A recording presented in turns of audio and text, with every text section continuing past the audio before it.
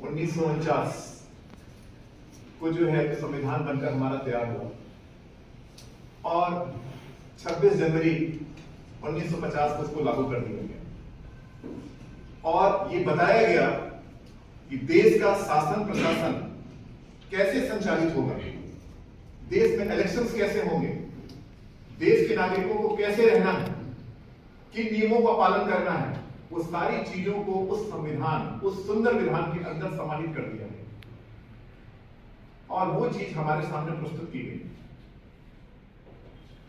Late एक बात का हुआ कि जिस संविधान को बनाया गया उस संविधान को जानने के लिए, जागरूक करने के लिए इस प्रकार के प्रोग्राम को ऑर्गेनाइज करने की जरूरत बहुत पहले से थी, परंतु दुर्भाग्य है कि देर आया दुरुस्त आया। इसे ये भी कह सकते हैं हम कि 19 नवंबर 2015 को सोशल वेलफेयर मिनिस्ट्री द्वारा इसको ये अनुमति दी गई कि संविधान दिवस के दिन में हम ऐसे प्रोग्राम को आयोजित करेंगे और इस दिन को संविधान दिवस का नाम दिया गया। देर हुआ और दुरुस्त हुआ।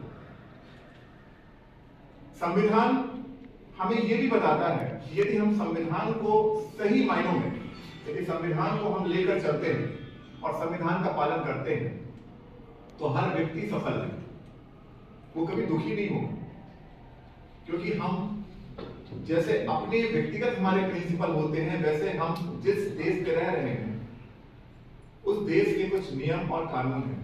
फिर भी हमारे कंट्री का संविधान, हमारे कंट्री का कॉन्स्टिट्यूशन थोड़ा लिबर्टी दे करके रखा हुआ है, लिबर्टी कैसे, लेकिन यदि आप बाहर जाइए, अन्य कंट्रीज में जाइए तो वहां इतनी लिबर्टी नहीं। हमारे संविधान में तो ऐसा भी बता दिया कि साहब आप गए, किसी को आपने शब्द बोल दिया, आई गई बात होगी। पर फॉरेन कंट्रीज में देखिए, जैसा हम लोगों ने हमने विजिट किया था 2000 में, हमने विजिट किया था कंट्री लॉस वेगास में, हमारे एक मित्र थे दीपेश बाबू, तो वहां पर उनके अंकल का जो बेटा था वो अपने पिता पर एक्शन ले लिया, क्योंकि फादर ने जो है तो उसको डांटा तो बेटे ने पुलिस बुला ली। छोटा बच्चा था, 7-8 साल का रहा, उसने पुलिस बुला ली और पुलिस बुलाने के बाद पुलिस ने उनके फादर को अरेस्ट भी किया। अरेस्ट करने के बाद फादर ने जब बेटे को सॉरी बोला तो उन्होंने उसको वहां पर रिलीज भी कर दिया। पर हमारे संविधान में ये सारी चीजें हैं, पर हम उससे ऊपर किस बात को फॉलो करते हैं कि हमारे यहां मर्यादा और हमारे यहां रिस्पेक्ट उससे ऊपर है।